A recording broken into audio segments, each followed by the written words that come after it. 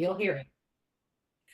Hi, everybody. Welcome to our next class about how to embroider the tunic that you made in our first newcomer series. And this is Alda, and she will be taking us through all that. Hit it, Alda. Hi, everybody. Okay, so to begin with, I'm just going to go through my deck and then we will discuss and talk about different possibilities. Okay. All right, so I'm just going to, I wasn't really super prepared. So if I tell you something you already know, just ping and just say, I know this already, please move on. So when I'm considering that the basic T-tunic covers a period from Byzantine through the 13th century, there are many ways to decorate them. Decoration for tunics could be woven or embroidered in general. I'm not going to go into jewels because that's almost another thing altogether.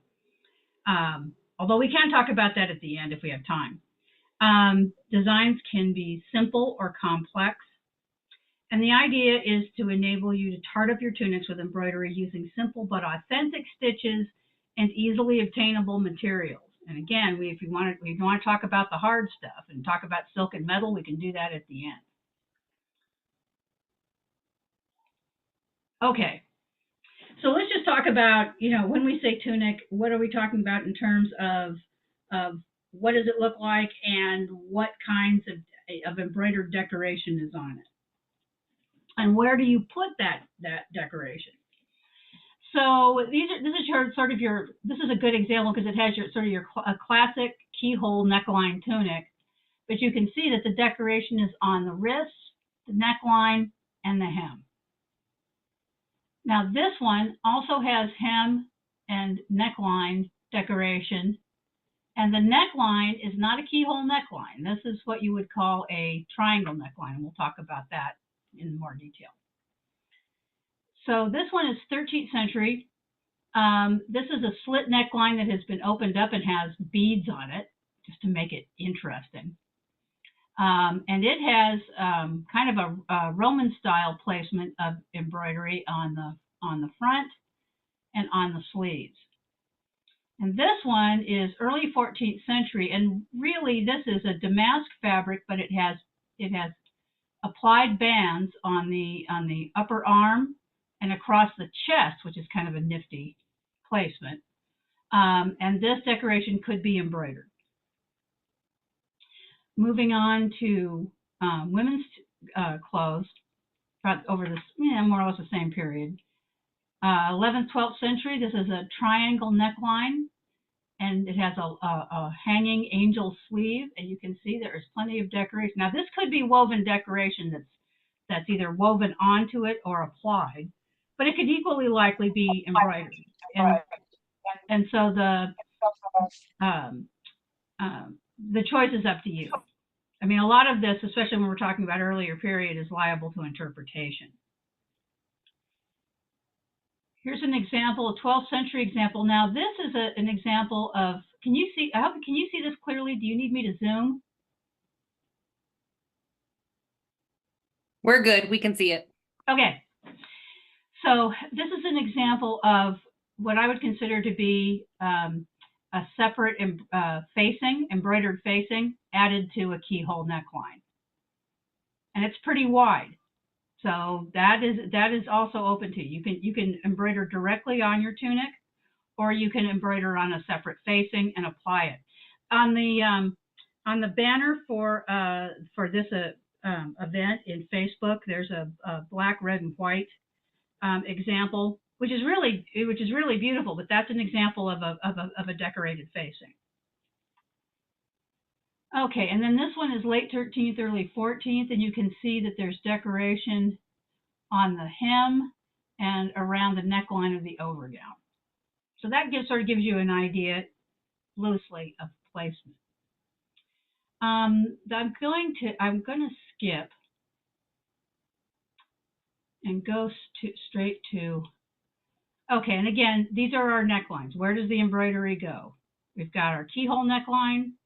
We can embroider the upper arm. We can embroider the wrist. We can embroider the hem. We can have a boat neckline, a triangle neckline, and we can do facings. Questions at this point? Okay. All right. Well, let's talk about stitches. So it's amazing what in early period the ancients could do with a few relatively simple stitches. All of the stitches that I'm going to present to you are actually perfectly okay to use for period. Many of them can be used as an edge decoration or a filling or both. So you have a lot of leeway in terms of choices just with a few stitches. How many of you have done any embroidery before? Well, Meg, I sure know. You're my apprentice, so yes, I definitely have proof. Me. Oh, yes, Petra, Sorry, yeah, Petra. I've seen yours. I do embroidery. My mom taught me when I was 9. Excellent. I have done some as well. Okay, so basically, most of you, Christina, are you included with that? Have you picked up a needle before? Yeah, I was the one whose mom taught her at 9. But I Oh, was, you are the one who. Okay, thank you. but I had such bad eyesight that I used really large needles that had really big holes to thread the thread. So she would get frustrated with me. Well, I'm going to tell you that if you want to use a big needle and big thread, you can go right ahead. Cool. Okay. So the first stitches that I've got here, and the book that I copied these out of is Barbara Snook's embroidery stitches book, and it's in print. It's relatively inexpensive, and it covers a lot of different techniques. It's a really sort of a good general stitch guide. There are online sources too. The Royal School of Needlework has a stitch library. What? Sorry, it decided to tell me that it was out. Okay. And they have a stitch library that is very, very good indeed if you want to use an online source. Okay, the first one I've got here is buttonhole stitch. So you see buttonhole stitch with a lot of people who are doing Norse costuming, and some interpretations are less historical than others. I'm not here to go into that in huge detail. I'm going to say if you want to use buttonhole stitch, it's a period stitch, go ahead. And you can see that it has a lot of variants. And a lot of these are really great for neckline and edge treatments. Also, there's chain stitch, which can be worked in rows. It can be worked as a filling. If you work a line stitch like this as a filling, I strongly recommend that you start from the outside and work in, and basically work into a circle. You need to be careful of your tension, but it works up very, very fast. Chain is a great filler. You can also do other stitches on top of it to make it even fancier. You can back stitch on top of it. You can whip stitch it. And you can really do that even with running stitch. You can make a zigzag edge by whipping running stitch. So always consider that you can compound your stitches. And this is not unhistorical either. Okay, I also am showing you couching. Can you see it? And couching is where you lay the thread down and you use a second thread to stitch over it, to stitch it down to the fabric. And you can do that in a variety of ways, as you can see in this example. The most common one is just a straight space stitch across. Now, in couching, you can use the same thread to couch, or you can use a contrasting thread. You can even use a metal thread if you want to. but I don't recommend it for anything you're going to wash. Going on. These are two of the top two here are two of the most period stitches there are, stem and split. Split is the stitch that's used in Opus Anglicanum if you work it in silk, but it works just as well in cotton. And you can work it in multiple with really just about any kind of thread. It works well with wool if you're using wool. You can use it also as a filling. Again, it's a line stitch, so you start in the outside and work in. Likewise, stem can be used for outlining and for filling. So you can see that just with a few stitches, you have virtually unlimited possibilities. Okay, next up, we're going to look at threads. Now, I'm assuming that all of you are pretty new at this, so I just elected to start with cotton and wool, but I'm perfectly open to talking about silks.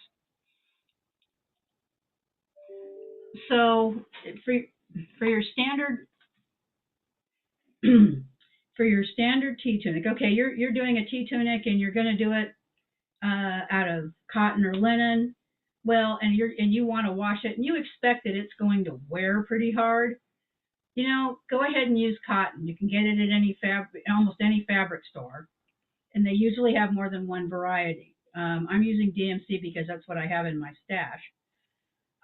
There's stranded cotton at the top, size 8 pearl cotton in the middle, and size 3 pearl cotton, which is the biggest, at the bottom.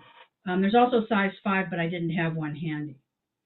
I really recommend pearl cotton because it wears like iron, and I'll show you an example presently. It's really kind of all-purpose. It basically is an analog to a twisted, like a buttonhole twist silk, and it's so functionally it's a lot the same way. So if you wanted to say use it to stitch eyelets, you really could do that, and I have done. If your tea tunic is out of wool, I mean, yes, you can use cotton, but I think wool on wool is more historical and better. Although if you felt brave, use silk. So this example, there's a lot of wools on the market. For embroidery purpose, you're generally looking for a crewel wool.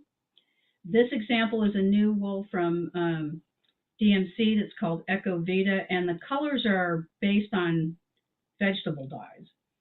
Although they don't tell you which color is based on which dye, so that's but they're good, strong colors from what I can tell, and you can figure out what the analog is to a vegetable dye. So these are kind of a good choice. Most wool that is used for embroidery and period is 2-ply, as this is. But there are other crewel wools out there, and really, there's nothing in the rule book that says you can't use a fine knitting yarn. Again, if you can thread it, you can embroider with it. Okay, now I'm going to skip and say everybody has to start somewhere. This is a tunic I embroidered for my husband, 30 years ago. Actually, longer than that because we were dating. And laugh all you want. This is out of corduroy because that's what he had, and it's all embroidered in pearl cotton. And it was still wearable up to about a year ago when he just got too big for it. So you can see this is a combination of the center stitch is chain, I believe. The outside stripes around the green is stem stitch. And then I used a half daisy stitch, and basically an open lazy daisy stitch, and a cross stitch star for the outside part. And that worked up in a weekend. And that includes the over the seam on the sleeves.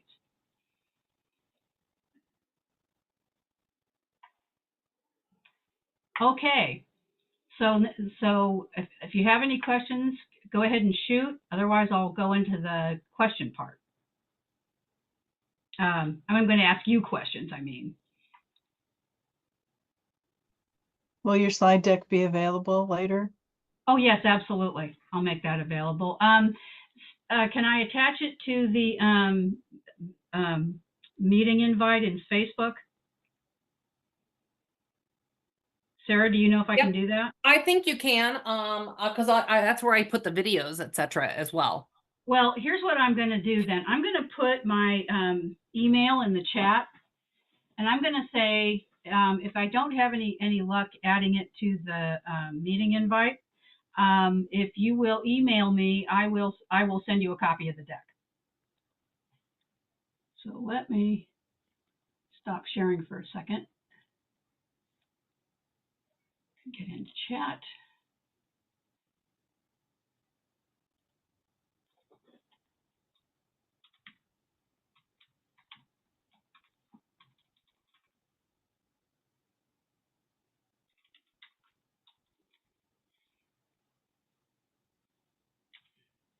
Okay, I have put my email in the chat.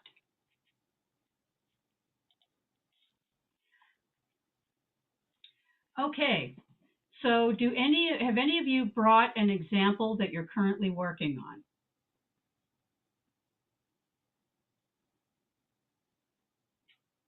on? No, but I could pull up my fillet. Okay, that's your silk one. Yeah. Okay, we'll talk about silks in a bit. Hold that thought. Okay, there's Petra. Okay, I can show you my tunic. I'm sorry, say again? Is that I Christoph? can show you my tunic I'm currently working on. I'll be good. Okay, we'll start with Petra and then you'll be next. Okay.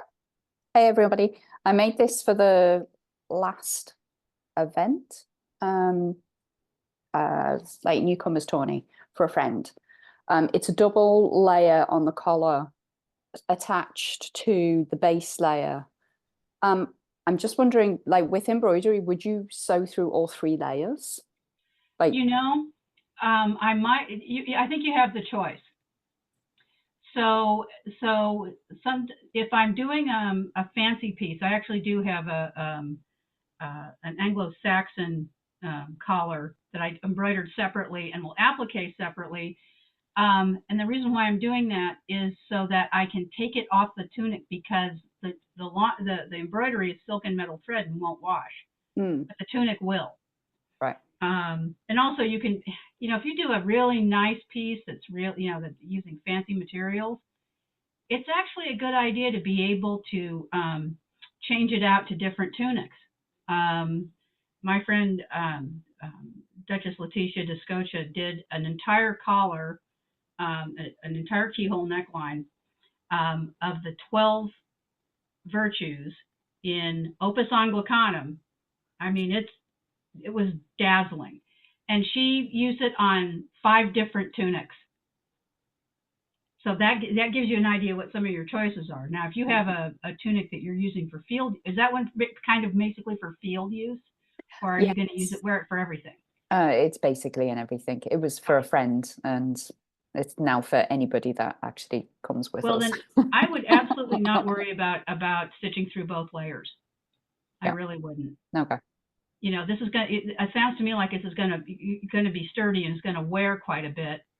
So especially and these stitches are great because they will wear really well. So the fact that they're on the back, it has nothing. It might take 20 years to wear it out, even with machine washing. So have at. Okay. And are there any particular things people would put around a neckline? Like, would you focus maybe on animals or insects or like floral? Well, you have a choice. You can use well, if we're talking about like the Viking era, Norse era, there are several styles of art that you can draw off of. I'll probably pronounce them wrong, so any of you are totally welcome to correct me. There's the Mammon style, M-A-M-M-E-N. There's Borre, B-O-R-R-E. And there's Ringer Key, I think. I'm going to put them in the chat because it's easier for me to write them than to say them.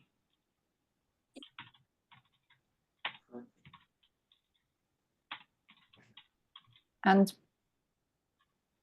I'm just thinking with embroidery, with something that's going to have a lot of wear around the collar, would you protect the back of the embroidery on the interior of the piece?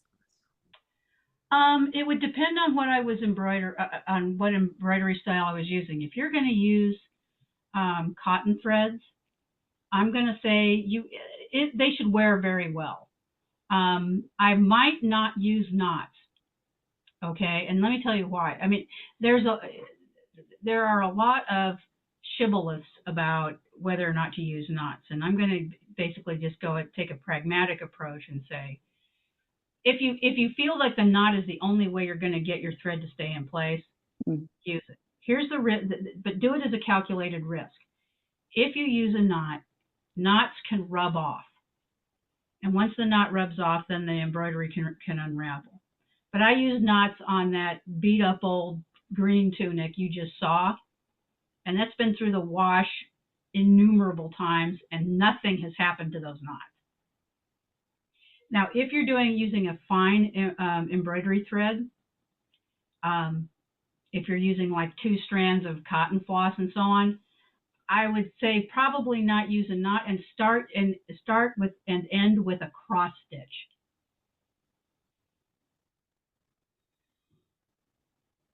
I mean, it sounds goofy, but that's a really easy way to start and it's not lumpy at all. You can start in an area that you're going to cover up with other stitching. That's a good way to do it, and you'll be completely invisible.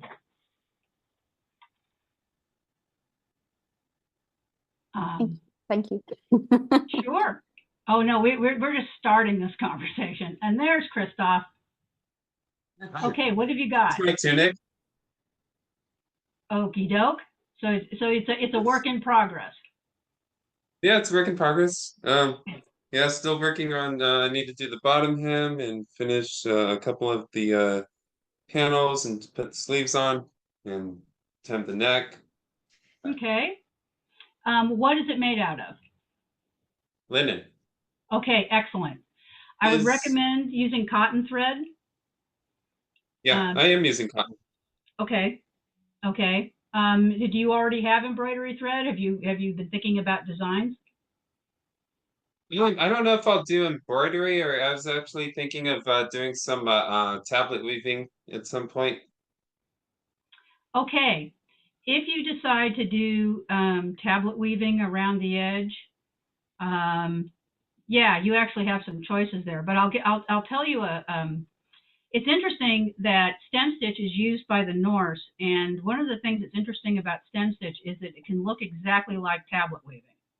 And the way you accomplish this is you do stem stitch in one direction and then the next row in an opposite direction, and it looks almost exactly like tablet weaving. So if you decide you want to do that, you're welcome to do it. And if you want to do a tablet woven edge, that's terribly authentic. You're welcome to do it.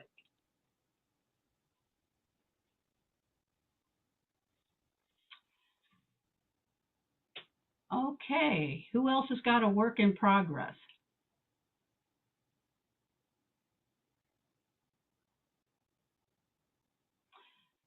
Okay, would we like to talk about silk and metal thread?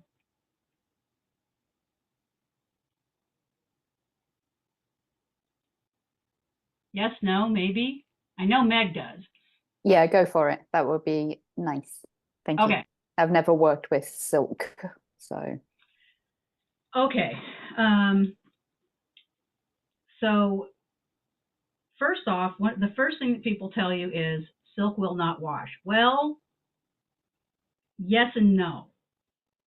If you're going to wash your piece in the washing machine, I generally recommend about not using silk. I would say, generally speaking, you would want to use silk for something you're either going to hand wash or it's not going to wash at all. Before you the cotton and wool threads that I've recommended up to this point are pretty much dye fast.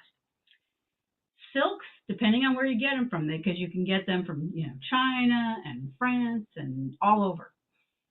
But the dyes vary, and you don't always know if the dye is going to be fast or not. And the way that you test this is that you take a snip of your thread and you boil some water.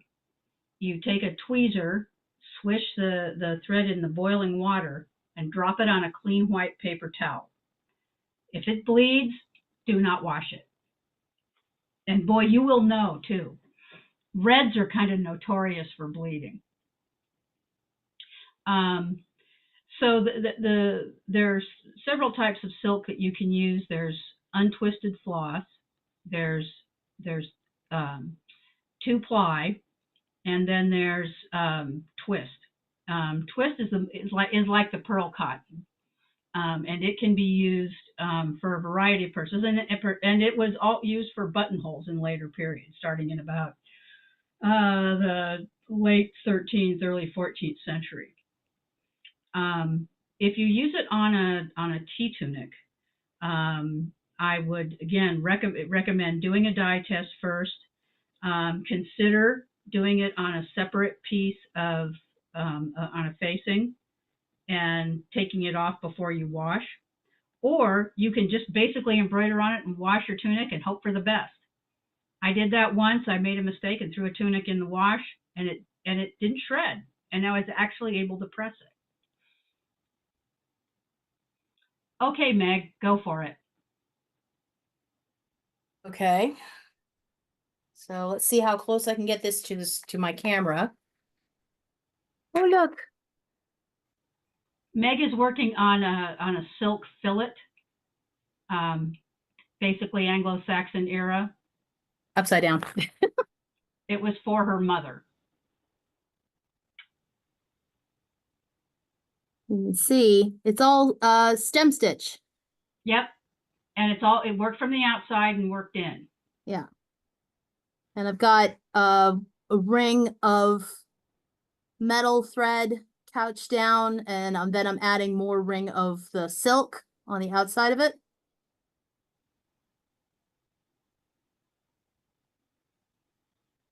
So. Yep, you're using plied silk with that, aren't you? Yeah. Yeah, plied silk is very period. Brands are Au Vera Soie makes a plied silk that is very similar. It's actually similar to DMC cotton floss, except that of course that it's silk and it's very nice indeed, and the color range is terrifying. I'm going to put that in the chat. I'm going to also make available to you. I did a cost list. This is one of the silks that I'm using.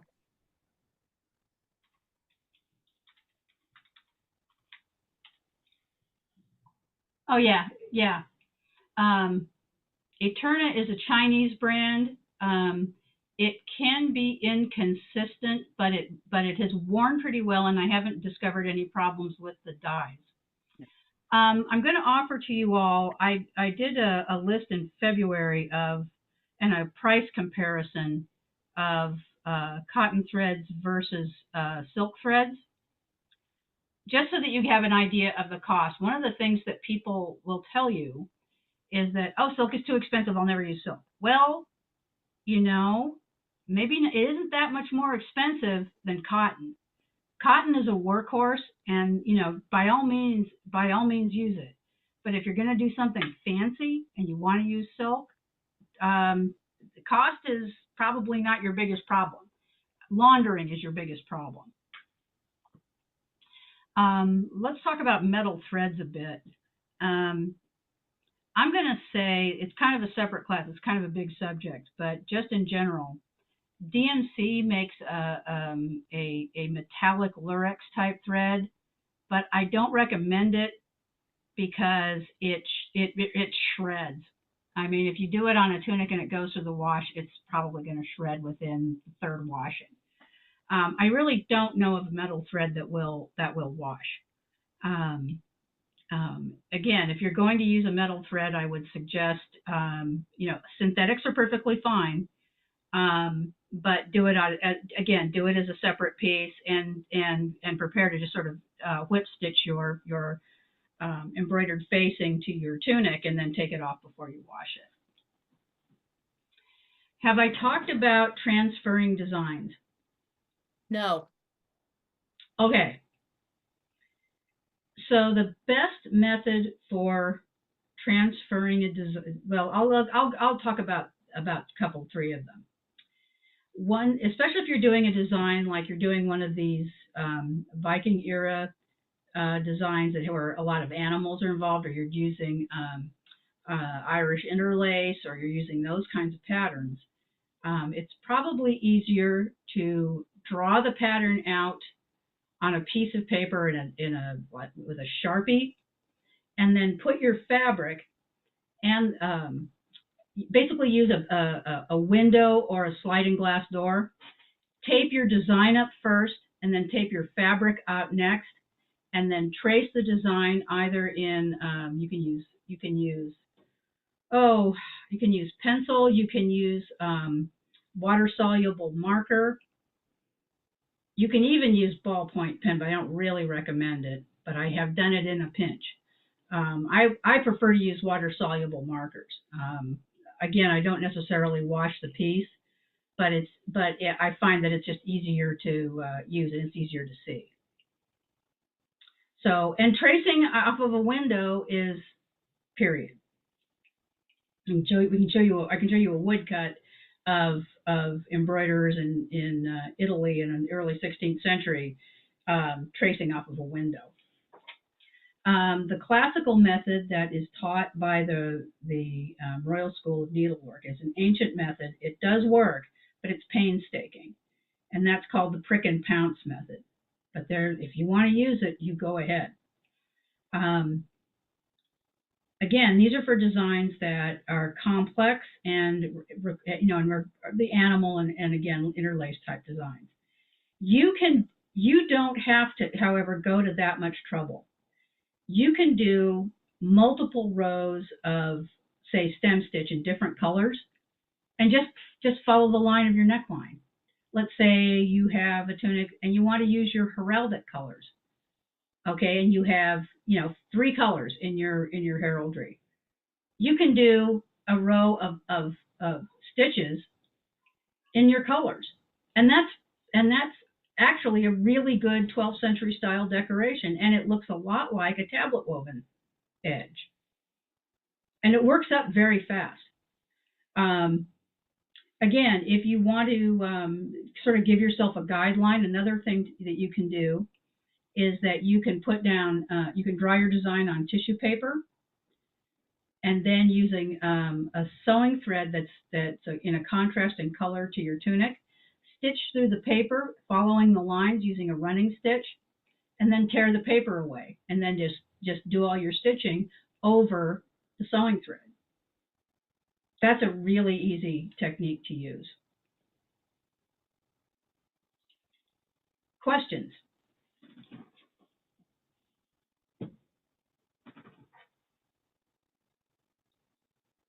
There's a question in the chat. With metallic threads or silk, would you consider dry cleaning garb? Silk will generally dry clean. I haven't had any problems with it. Metal is interesting because some of the Lurexes may melt in dry cleaning solvents. If you are using real metal, I really don't know how it would behave. Again, if you're going to use real metal, I would say definitely you would want to embroider it on a separate piece and applique it on.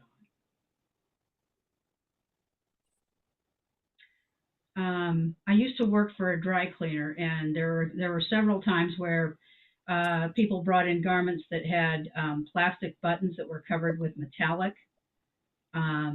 or they brought in like sweaters that had a metal thread or a sparkly thread running through. And there were several occasions where those plastics and metals melted in the solvents. So I tend to not be too trustful. Now, again, if you have a really good relationship with your dry cleaner, and again, one of the dry cleaners I work for, we used to do this. People would bring in a sample, dressmakers would bring in a sample to see if their fabric would go through dry cleaning. And yeah, you can just throw it in the bin with everything else and see if you have any bad effects.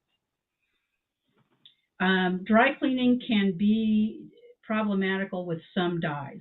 So depending on where your silk thread came from, some threads that come from countries that don't have labeling laws, you don't know what it was dyed with, and so it may be hit or miss. There was a case of somebody who bought a kaftan in Morocco, and it was supposedly embroidered with silk, although it was probably rayon.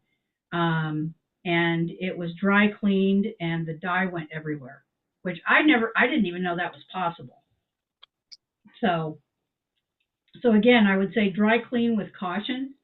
But if you're doing a wool on wool, it'll dry clean just fine.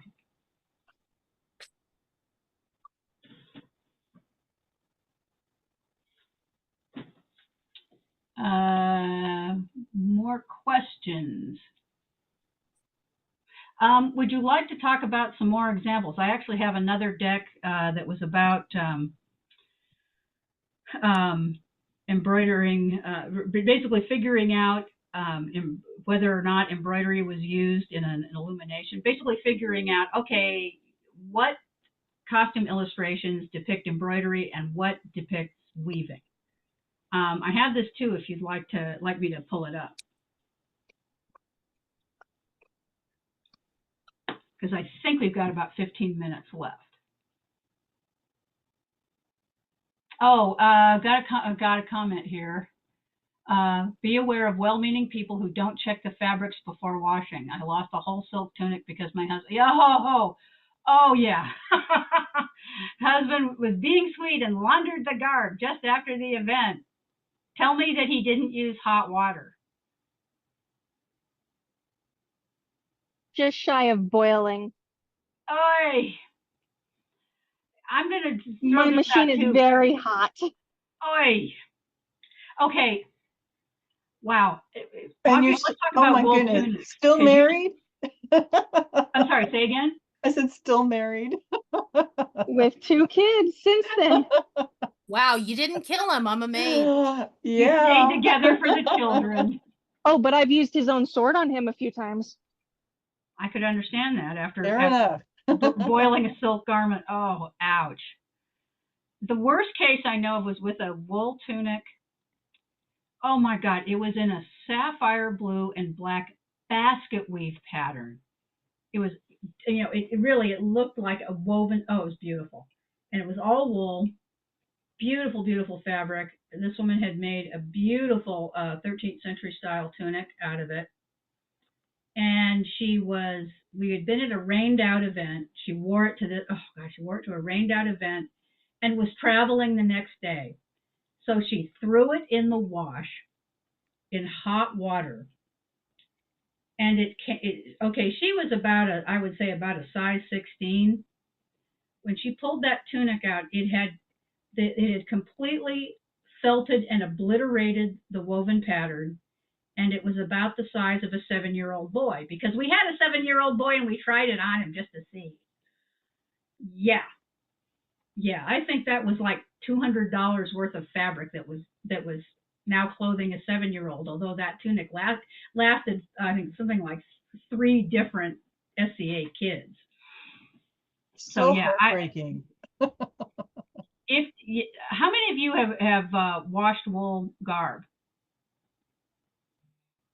I have. Christina has. But if I wash it, it's certainly not on hot, and I don't dry it. Exactly. I would also say that if I'm washing linens, if I want them to last a long time, wash them in cold, hang them, and ditto with the wools. Yeah, Hang them up, absolutely.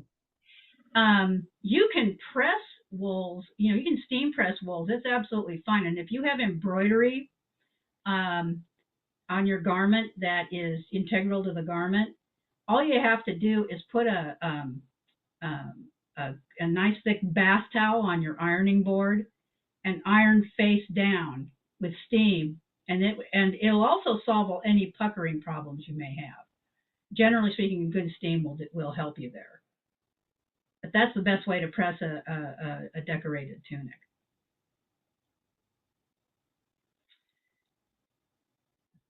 So I get the sense that a lot of you have varying degrees of experience. I would like to know if there are aspects of this that you would like more information on.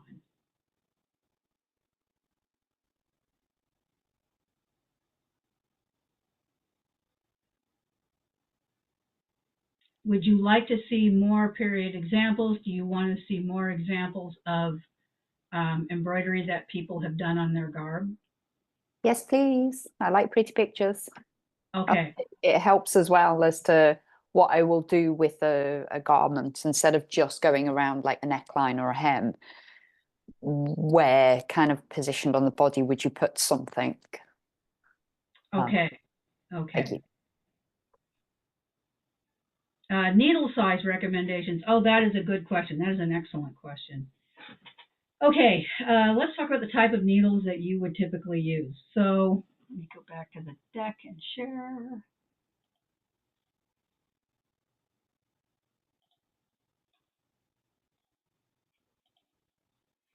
I'm going to go back to, come on, thank you. Okay, I would use a classic, like a size 6 embroidery needle for, say, 2-3 strands of DMC floss. I'd use a bigger embroidery needle if I was going to go to 6 strands. I could use the same needle that I use for 6 strands of floss with the size 8 pearl cotton. Now, when the pearl cotton starts to get big, when it starts to get to size 5 and size 3, I would recommend using a crewel needle, which is a little shorter, very sharp, and has a longer eye and is easier to thread.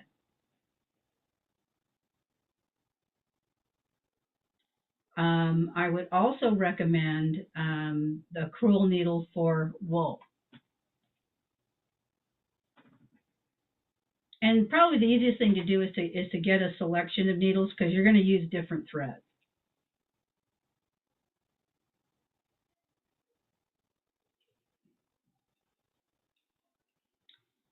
Let's see.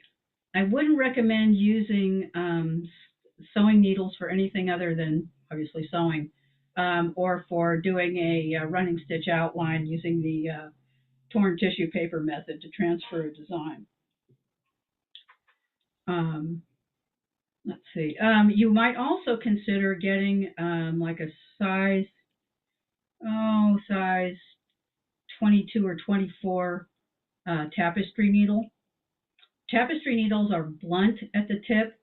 So if you're going to do a stitch where you're going to, let's say, whip stitches over it, so if I'm going to do a row of chain stitch and I'm going to whip over it, it's easier to use for the whipping thread to use a tapestry needle because it won't catch on the embroidery. It's always good to have a few of those around. They're wildly useful.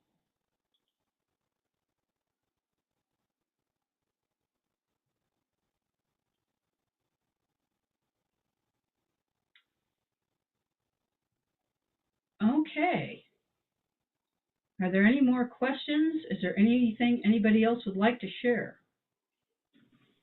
The other thing we can do is stop the recording and everybody can just have a conversation and continue a conversation if you'd like. Let's do that. Let's do that. All right.